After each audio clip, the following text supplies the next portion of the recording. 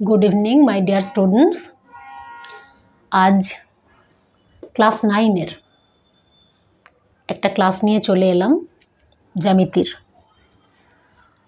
उपपाद्य। तोमादेर first सामेटिव second सामेटिव हो गेछे, एबारे फाइनल।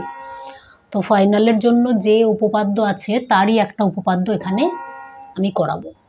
सेखाने आछे तोमादेर समबिंदु संक्रांत उपपाद्य। तो सेई समबिंदु संक्रांत उपपाद्यर একটা উপপাদ্য যেটা আছে একটা ত্রিভুজের লিখেছি দেখো, একটা ত্রিভুজের শীর্ষবিন্দু থেকে বিপরীত বাহুর উপর অঙ্কিত লম্ব তিনটি সমবিন্দু, এটা আমরা প্রমাণ করব। একটা ত্রিভুজ কি বলেছে, এরকম একটা ত্রিভুজ আছে ধরো, আচ্ছা আমার একটু বড় জায়গা লাগবে।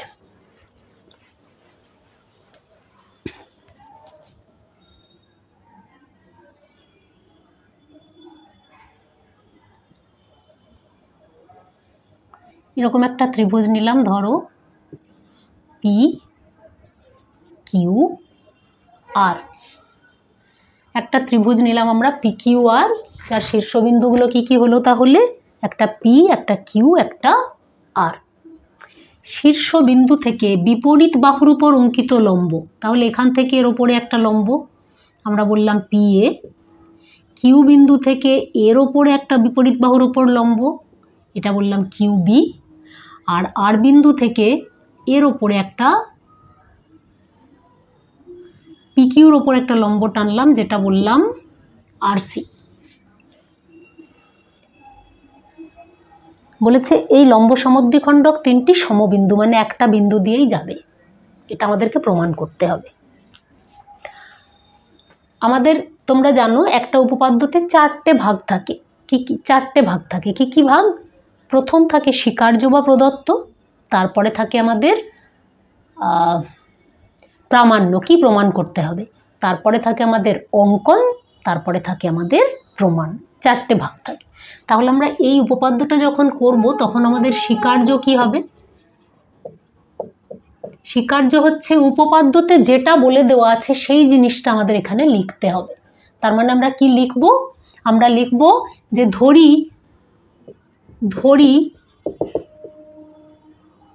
পি কিউ আর একটি ত্রিভুজ, যার পি কিউ আর একটি ত্রিভুজ যার পি থেকে কিউ তার বিপরীত, যার শীর্ষবিন্দু পি থেকে বিপরীত বাহু কিউ আর এর ওপরে পি এ একটা লম্ব, যার শীর্ষবিন্দু পি থেকে বিপরীত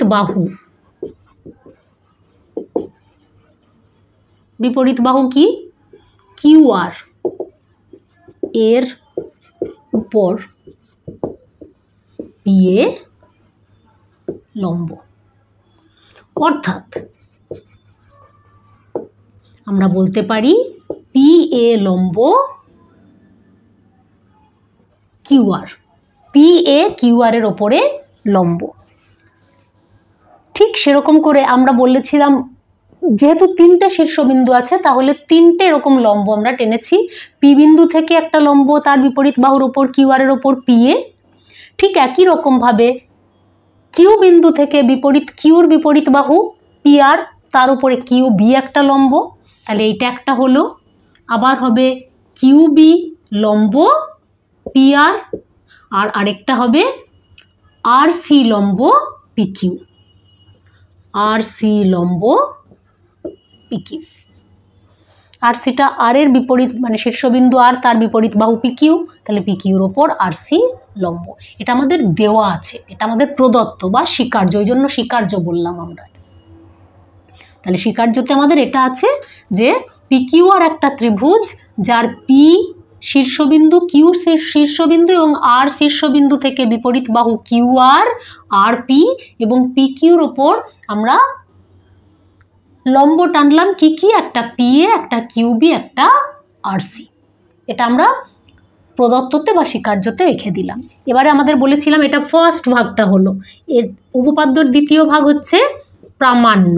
তাহলে কি প্রমাণ করতে হবে আমাদেরকে, যেটা সেটা লিখব। আমাদেরকে প্রমাণ করতে হবে যে এই শীর্ষবিন্দু থেকে বিপরীত বাহুর উপর যে লম্বগুলো টেনেছি তারা সমবিন্দু। তাহলে প্রমাণ করতে হবে, লিখতে হবে আমাদেরকে, প্রমাণ করতে হবে যে পি কিউ আর বিন্দু থেকে অঙ্কিত লম্বগুলি সমবিন্দু। এটা আমাদেরকে প্রমাণ করতে হবে। আমার এখানে জায়গাটা যেহেতু কম বোর্ডে, আমি এই ওপরের অংশটি মুছে দিচ্ছি। উপপাদ্য যেটা লিখেছিলাম আমি সেটা এখন মুছে দিলাম, জায়গা নেই বলে। মুছেও না ভালো।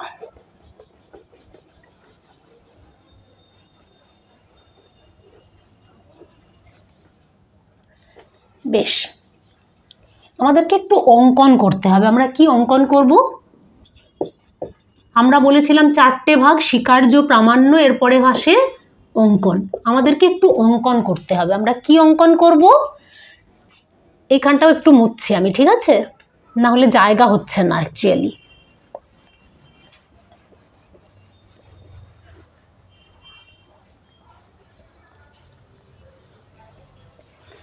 আমাদেরকে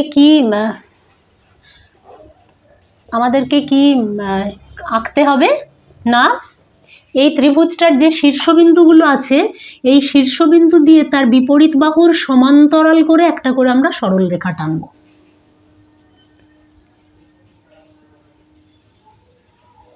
এর সমান্তরাল, তার মানে কিউআর এর সমান্তরাল করে পি বিন্দু দিয়ে একটা সরল রেখা টানলাম। কিউ বিন্দু দিয়ে পি আর এর সমান্তরাল করে একটা সরল রেখা টানলাম। আর আর বিন্দু দিয়ে পি কিউ এর সমান্তরাল করে আরেকটা সরল রেখা টানলাম। এই যে সরল রেখাগুলো টানলাম এরা পরস্পর দেখো কোনো একটা বিন্দুতে গিয়ে মিলেছে। যে যে বিন্দুতে মিললো আমরা সেগুলোর একটা করে নাম দেব। ধরো এটার নাম দিলাম এন বিন্দু, এটা দিলাম এন বিন্দু, আর এটা দিলাম পি তো আমাদের আছে ও বিন্দু। অসুবিধে নেই। তাহলে আমাদের অঙ্কনটা কি হলো না, পি বিন্দু দিয়ে কিউআর এর সমান্তরাল করে আমরা একটা রেখা টানলাম এমও।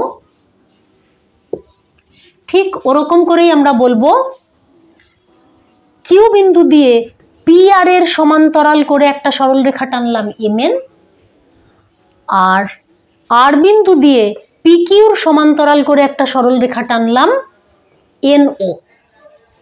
এটা বলতে পারি। আর না হলে বলতে পারি যে পি বিন্দু, কিউ বিন্দু এবং আর বিন্দু দিয়ে আমরা যথাক্রমে কিউআর, আর পি কিউ এর সমান্তরাল করে 3টে সরল রেখা টানলাম, যারা পরস্পরকে এম বিন্দুতে, এন বিন্দুতে এবং ও বিন্দুতে ছেদ করেছে। এটা হলো আমাদের অঙ্কন। তার মানে আমাদের অঙ্কন যেটা করলাম সেই ক্ষেত্রে আমরা বলতে পারি এইটার সঙ্গে এটা সমান্তরাল, কেন কি এর সমান্তরাল করেই আমরা এই রেখাটা টেনেছি। তাহলে আমাদের এখন প্রমাণ, আমরা এবারে প্রমাণ করব। বেশ, দেখো তো এই যে এখানে আমরা একটা এম কিউ আর পি চতুর্ভুজের, এটা একটা চতুর্ভুজ। এই চতুর্ভুজে আমরা কি পেতে পারি, কি বলেছি, এম কিউ আর পি। এই চতুর্ভুজটা যদি আমরা দেখি তাতে কি আমরা বলতে পারি এম পি সমান্তরাল কিউ আর? বলতে পারি? বলতে পারি। এটা কি অনুযায়ী হবে? অঙ্কনানুসারে। মানে আমরা এইমাত্র অঙ্কন যখন করলাম তখন বলেছিলাম যে পি বিন্দু দিয়ে কিউআর এর সমান্তরাল করে আমরা এমও অঙ্কন করছি। তাহলে সেটা যদি করি তাহলে এর সঙ্গে এটা সমান্তরাল, তাহলে এই গোটাটার সঙ্গে পিএম ওর সঙ্গে যদি কিউআর সমান্তরাল হয় তাহলে এটা তো এরই একটা পার্ট অংশ, তাহলে এমপির সঙ্গেও কিউআরটা সমান্তরাল, সেই জন্য আমরা বললাম এমপি সমান্তরাল কিউআর। এই একই যুক্তিতে আমরা বলতে পারি কিউ বিন্দু দিয়ে দেখো পিআর এর সমান্তরাল করে আমরা এটা টেনেছিলাম, আবার এই যে চতুর্ভুজটা নিয়েছে এই চতুর্ভুজটার এই বাহুটার সঙ্গে এই বাহুটা তাহলে সমান্তরাল হচ্ছে, এটা কি বাহু? এম কিউ, আর এটা পিআর, তাহলে আবার এইদিকে বলতে পারি আমরা এম কিউ সমান্তরাল পিআর, এটাও একই রকম করে অঙ্কন অনুসারেই হবে, এই অঙ্কন অনুসারেই এটাও হবে। এর সমান্তরাল এটা, এর সমান্তরাল এটা, এটা এইভাবেই অঙ্কন করেছিলাম আমরা, এটাকে অঙ্কন করেছিলাম এর সমান্তরাল করে, আবার এটাকে অঙ্কন করেছিলাম কিউআর এর সমান্তরাল করে। তাহলে আমরা বলতে পারি একটা চতুর্ভুজ যার বিপরীত বাহুগুলো পরস্পর সমান্তরাল, তো যে চতুর্ভুজের বিপরীত বাহুগুলো পরস্পর সমান্তরাল হয় সেই চতুর্ভুজটাকে আমরা কি বলি? একটা সামান্তরিক। তাহলে এই ক্ষেত্রে বলতে পারি অতএব এম কিউ আর পি এটা হচ্ছে একটা সামান্তরিক, এটা একটা সামান্তরিক। ঠিক একই যুক্তিতে আমরা বলতে পারি এখানে দেখো আরেকটা আছে পি কিউ এন আর, এই একটা চতুর্ভুজ পি কিউ এন আর, এটাও একটা সামান্তরিক। আবার আরেকটা পাবে দেখো পি কিউ আর ও, পি কিউ আর ও এটাও একটা সামান্তরিক, একই যুক্তিতে পি কিউ আর ও এটাও একটা সামান্তরিক। পি কিউ এন আর দেখো পি কিউ এন আর এইটা এর সমান্তরাল করেই এর সমান্তরাল করে এটা টেনেছিলাম, তাহলে এইটা তো এই গোটাটারই অংশ, তাহলে এর সঙ্গে এটা এই গোটাটার সঙ্গে যদি এটা সমান্তরাল হয় তাহলে এই অংশটুকুর সঙ্গেও এটা সমান্তরাল, আবার এটা এর সঙ্গে সমান্তরাল তাহলে এরই একটা অংশ এটা, এর সঙ্গে এটা অবশ্যই সমান্তরাল হবে। ঠিক এই একই যুক্তিতে আমরা এই তিনটেকেই বলতে পারি সামান্তরিক। এখন যদি আমরা এই সামান্তরিকটাই দেখি, দুটো সামান্তরিক যদি আমরা নিই, আমরা পেয়েছি এটা, এবার যদি এই একটা সামান্তরিক আর এই একটা সামান্তরিক ধরি, এই কার্ডটা একটু মুছলাম আমি,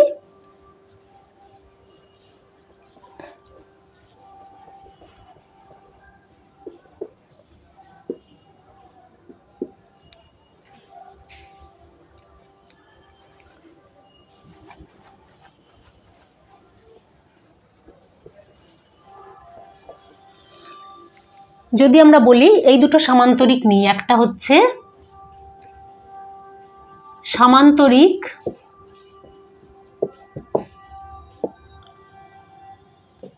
M Q R P, M Q R P এবং সামান্তরিক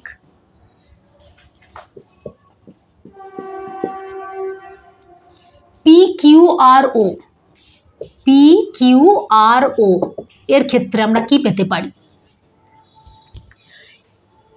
পি এম এন আর P R P Q R ও এরা দুজনেই সামান্তরিক, আমরা একটু আগে বলেছি, প্রমাণ করে দেখিয়ে দিয়েছি। তাহলে যদি এরা সামান্তরিক হয়, সামান্তরিকের বিপরীত বাহুগুলো কি হয়? পরস্পর সমান হয়। তাহলে বলতে পারি এর ক্ষেত্রে এম কিউ আর পি এর ক্ষেত্রে আমরা পাচ্ছি দেখো এমপি সমান কিউআর, এমপি সমান কিউআর। আবার এইটার ক্ষেত্রে পাচ্ছি পিও সমান কিউআর। এই সামান্তরিকটার এই দুটো বিপরীত বাহু, এই সামান্তরিকটার এই দুটো বিপরীত বাহু, তাহলে এই বিপরীত বাহুগুলো পরস্পর সমান, তাহলে এমপি সমান কিউআর আর পিও সমান কিউআর, পিও সমান কিউআর। এখন দেখো এই এমপিও কিউআর এর সঙ্গে সমান, আবার পিওটাও কিউআর এর সঙ্গে সমান, তাই এও এর সঙ্গে সমান, এও এর সঙ্গে সমান। এটা যদি 5 সেন্টিমিটার হয় তাহলে এও 5 সেন্টিমিটার, আবার এটাও 5, এই দুটো সমান যদি হয় তাহলে এও 5 সেন্টিমিটার, তাহলে এরা সবাই হলো 5 সেন্টিমিটার করে, তাহলে এটাও যা এটাও তাই, তাহলে এই দুটো সমান বলতে পারি। তাহলে বলবো অতএব এমপি সমান পিও, এমপি সমান পিও। এখন এই গোটা সরল রেখাটার ওপরে পি বিন্দুটা আছে, তাহলে যদি পি বিন্দুটা এই গোটা সরল রেখাটাকে দুটো সমান ভাগে ভাগ করে তাহলে পি বিন্দুটা অবশ্যই এর মধ্যবিন্দু। তাহলে আমরা বলতে পারি অতএব পি এম ও এর মধ্যবিন্দু। বুঝতে অসুবিধে নেই। ঠিক একই যুক্তিতে আমরা বলবো কিউ এম এন এর মধ্যবিন্দু, কিউটা এম এন এর মধ্যবিন্দু, এবং আর এন ও এর মধ্যবিন্দু। অসুবিধে নেই। বেশ, এখানটা একটু মুছলাম।